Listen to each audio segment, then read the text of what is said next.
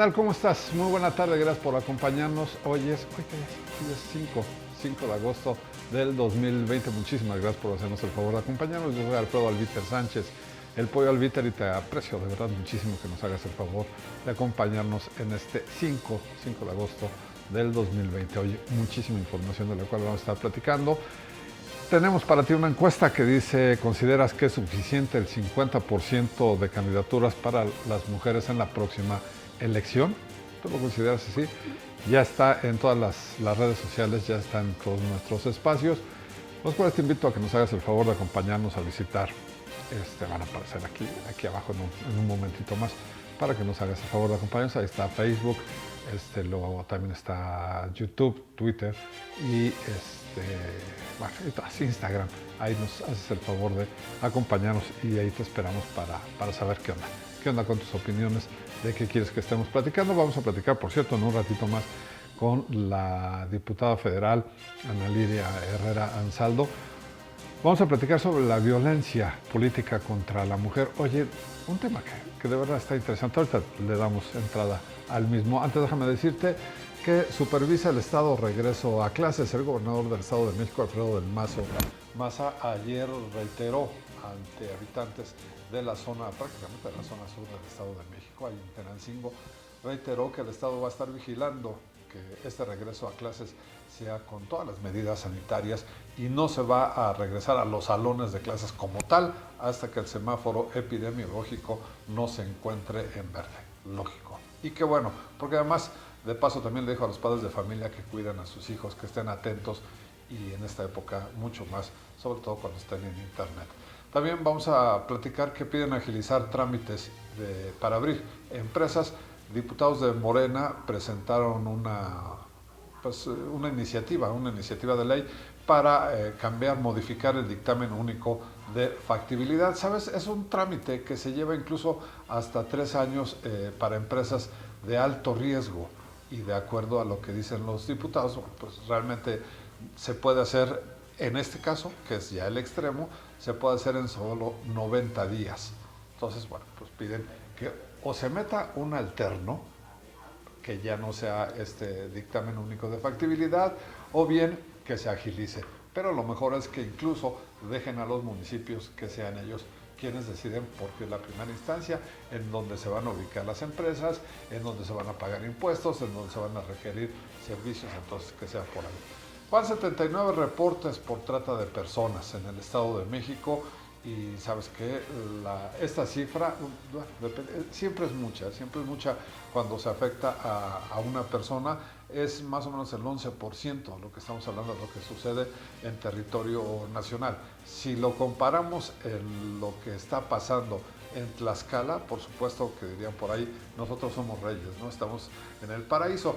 Sin embargo, llama muchísimo la atención esta cifra, este número de 79, porque se da además en la zona del Valle de México, en donde, pues bueno, tú sabes que son los municipios más habitados de la entidad mexiquense.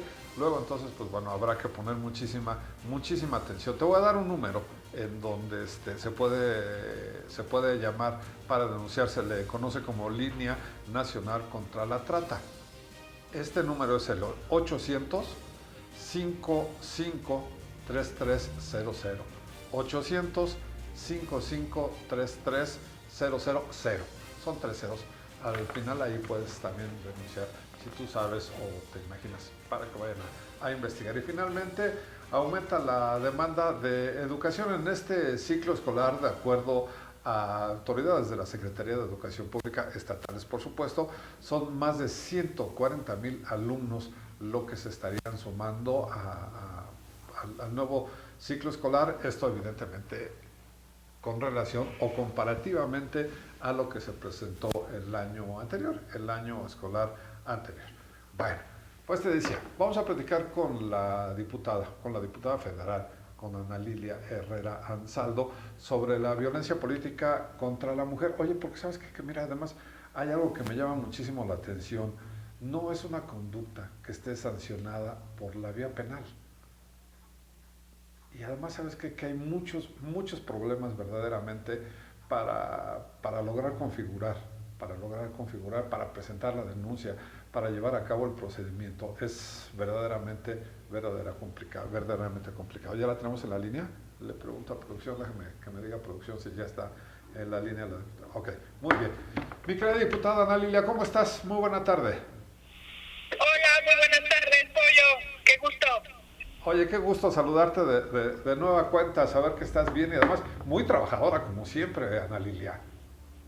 Siempre. Es el sello de la casa. Me encanta lo que hago, lo disfruto y creo que es una gran responsabilidad. Muy bien. Oye, ¿qué onda con este tema de la violencia política contra la mujer, Anita? La verdad es que qué lástima, nos encuera, perdón por la expresión, pero nos encuera. Estaba leyendo algo en la Comisión Nacional de Derechos Humanos, por ejemplo. Cómo les encanta echar rollo, pero no define nada, Anita. Híjole, te escucho un poco mal, pero a ver, con este tema de la violencia política. Ok. Ya, somos hoy la legislatura de la paridad, prácticamente de hombres y mujeres. Esto es resultado de la reforma constitucional de 2014. Pero creo que hoy el gran reto es llenar estos espacios de conciencia y de congruencia. De nada sirve que seamos la legislatura de la paridad si tenemos hoy compañeras de la mayoría de Morena y sus aliados, pues que aprueban con la mano en la cintura retrocesos como la eliminación de estancias infantiles. De nada sirve que la violencia política esté tipificada federal si no lo aterrizamos también en los estados. Y por mandato constitucional, los congresos locales deben armonizar las reformas que se hicieron en materia de paridad transversal, es decir, los espacios en los estados, en los municipios, en los organismos constitucionales autónomos, en el poder legislativo y en el judicial, los espacios de toma de decisiones ven ocupados la mitad por mujeres. Y por otro lado, las otras reformas a nivel federal que se hicieron tienen que ver con la violencia política en razón de género. ¿Cuántas campañas hemos vivido? ¿Cuántos dolores nos hubiéramos ahorrado si esto hubiera estado tipificado desde antes? Y hoy estamos dando seguimiento, no solamente como legisladora y como política, sino también desde la sociedad civil, como presidenta del colectivo 50+1, junto con otros colectivos muy importantes en nuestro estado, Mujeres en Plural, las constituyentes, feministas. Estamos dando seguimiento para que esta armonización en el Congreso del Estado de México sea integral, para que no sea nada más un buen deseo que se quede en el papel, sino para que realmente los derechos de las mexiquenses pues queden asegurados. Así que estamos en ese tema, justamente en el ámbito de la violencia política. Creo que es muy importante que no lleguen a cargos de representación quienes hayan recibido condena o sanción mediante resolución firme de autoridad competente, que estén vinculados con violencia política contra las mujeres en razón de género durante los 3 años anteriores al inicio del proceso electoral, o también quienes estén en el registro de padrón de deudores de pensión alimenticia en el Estado de México, o quienes hayan recibido condena o sanción por delitos sexuales, o quienes hayan recibido condena o sanción por violencia familiar.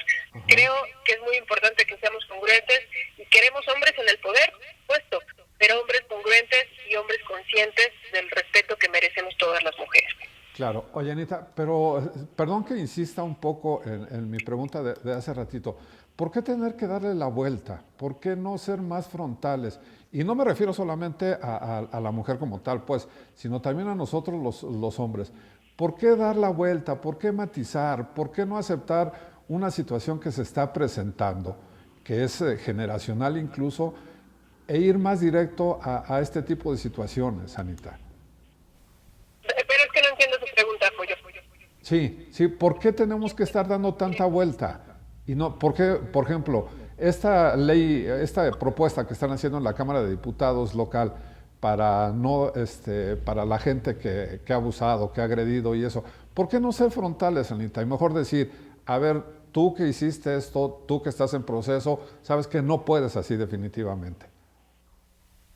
No, bueno, es que justamente, fíjate que ya entendí tu pregunta, es muy buena. Justamente a veces los procesos judiciales son muy largos y lo que estamos haciendo es que esté claramente tipificado en el ámbito de lo electoral para que para evitar que este tipo de personas lleguen, ¿no? En el caso, por ejemplo, también de la ley de acceso de las mujeres a una vida libre de violencia en el Estado de México, estamos planteando que se establezca como violencia política contra las mujeres realizar acciones o omisiones que impliquen inequidad en la distribución de los recursos de campaña, esto también ocurre frecuentemente, que no se otorgue un financiamiento diferenciado, presionar a las mujeres para asistir a eventos proselitistas, restringir o anular por razones de género el derecho al voto, amenazar, agredir, obstaculizar o impedir el ejercicio profesional de las mujeres periodistas y defensoras de los derechos humanos. O sea, la idea es que esto ya quede tipificado y de manera simultánea, también tratando de responder a tu pregunta, de no darle la vuelta, se presentó hace unos días en el Congreso local esta iniciativa 3 de 3 para que quede claramente en la ley, sin tener que darle vueltas, el hecho de que ninguna persona, no solamente hombres, porque puede dar caso de alguna mujer, ninguna persona que tenga una sentencia de este tipo que acabo de referir pueda llegar a un cargo público, no solo de elección, sino también de designación. Oye, y aprovechando que tu presencia, pues aquí, tenemos una encuesta que dice que sí es suficiente el 50% de candidaturas a las mujeres en las próximas elecciones. La mayoría, por no decir que todos los que han participado, dicen que sí. Yo no estoy de acuerdo. ¿Tú consideras que es lo justo, Anita, que está bien, que es un avance, que van las cosas avanzando o van bien como deberían o nos falta todavía? ¿Pero qué dice el estudio? Sí. Hicimos una encuesta en donde dice, ¿consideras que es suficiente el 50% de candidaturas para las mujeres en la próxima elección? La mayoría dice, por no decir que todos, dicen que sí. ¿Tú estarías de acuerdo en esto? Yo creo que no solo es suficiente, es justo. Y no estamos quitándole espacios a los varones, estamos recuperando los espacios que nos fueron negados durante siglos. Porque hay que decir que no es un tema exclusivo de México, ni del Estado de México, ni de algún municipio.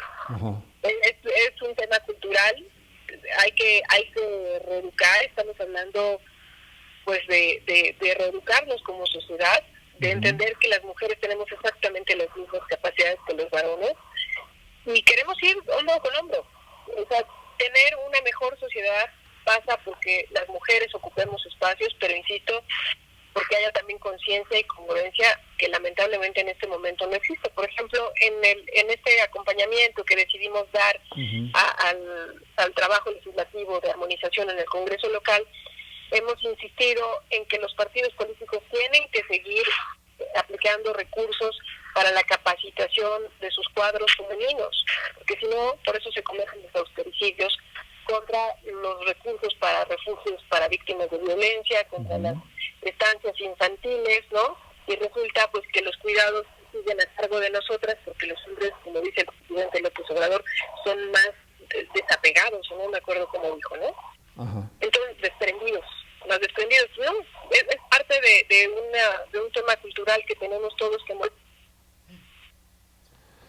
¿Vamos bien? ¿Consideras que vamos bien? Las generaciones, sobre todo las anteriores, ¿estamos aceptando bien este cambio, Anita, en lo que hace a la nueva forma de trato, a cómo son las cosas? Yo creo que también hay muchos hombres muy solidarios, muy conscientes de su paternidad, de la responsabilidad que implica e incluso de las tareas del hogar. Yo te diría que esta pandemia debería servirnos para eso, para saber que todos tenemos que entrarle a las estadísticas.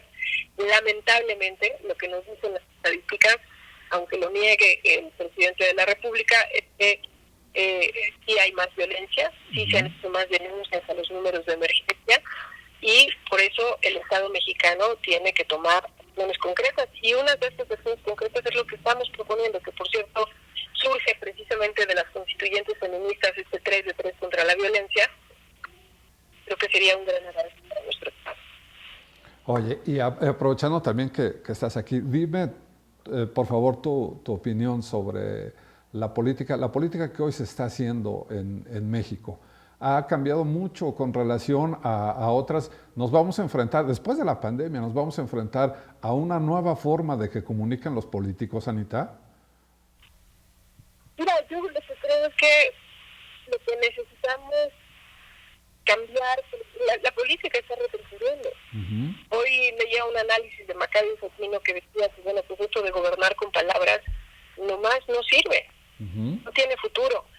De nada nos sirven los discursos y lo que estamos viendo es el desmantelamiento de instituciones tan importantes como el Seguro Popular por un INSABI, que yo diría, pues quién sabe si sirve, sí, claro. ¿no? Hoy hay que pagar consultas, hoy no hay medicamentos, y no es solamente el tema de la pandemia, es este desmantelamiento institucional que se inició antes de la pandemia y que ni siquiera se tuvo la previsión cuando sabíamos que ya estaba en China, ¿no?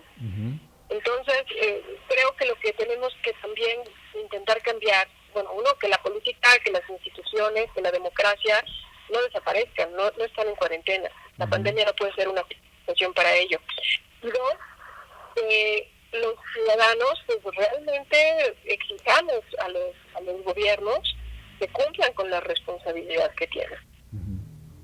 Muy bien, mi querida Anita, te agradezco muchísimo que me hayas tomado la llamada y bueno, pues vamos a estar en contacto si tú me lo permites.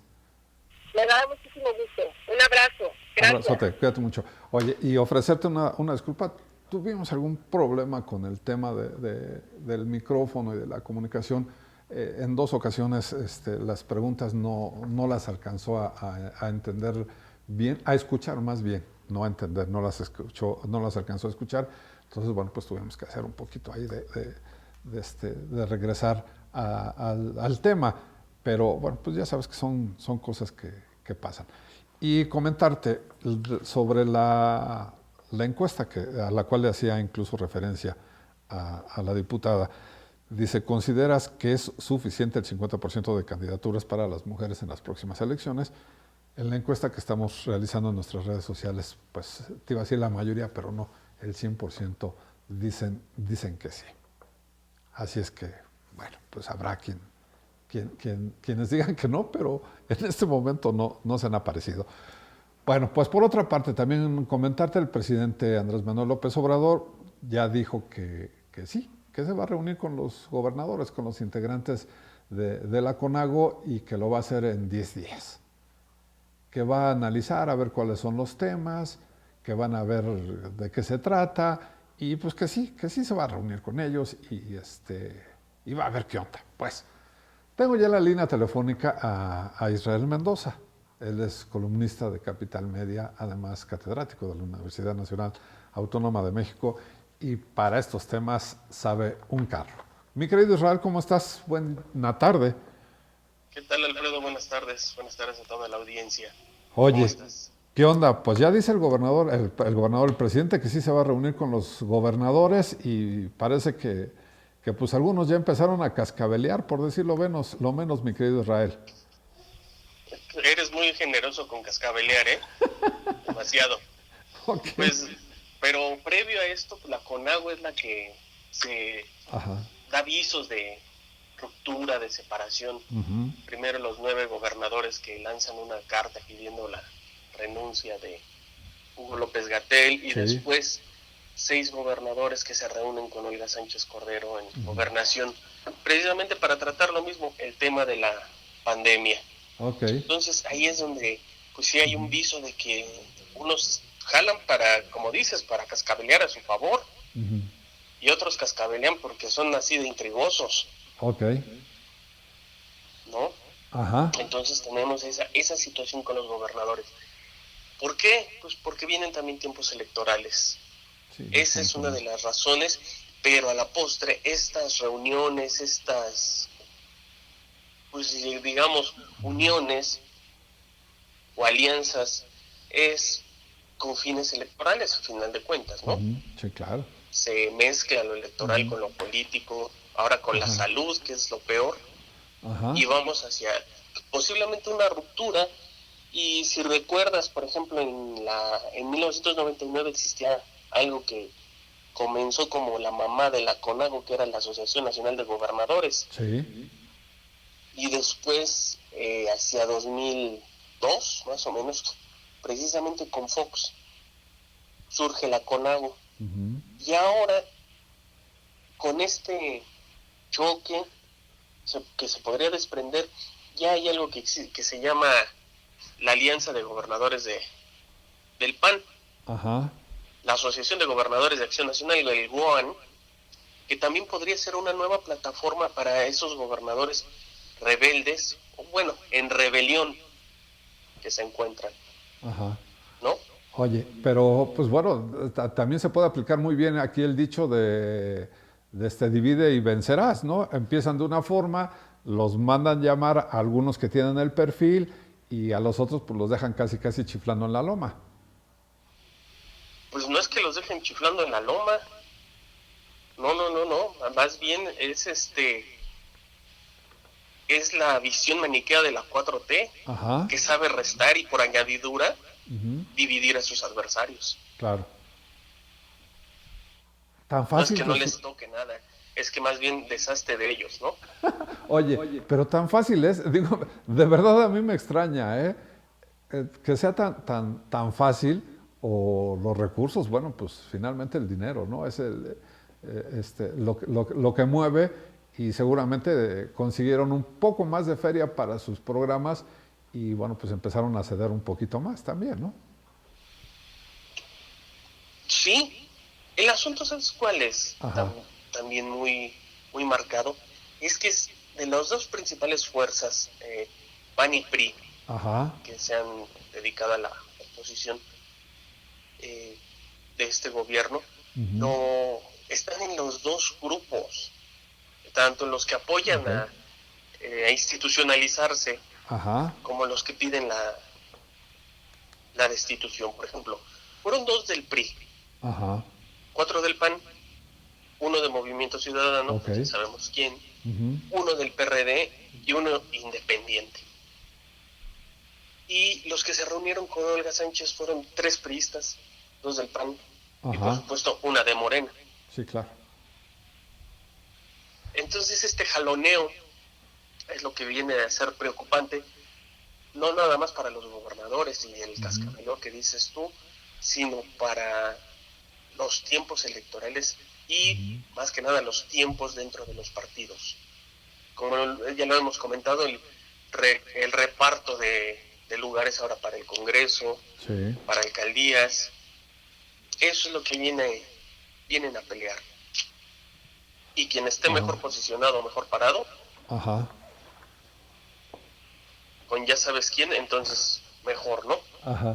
Oye, pero dime, alguien en su sano juicio, digo, fuera de la sociedad, alguien en su sano juicio en los medios políticos pensó que con esa carta y con esa posición y dar un manotazo en el escritorio, el presidente iba a decir, híjole, ya se enojaron, sí, mejor muevo al subsecretario, al López-Gatell.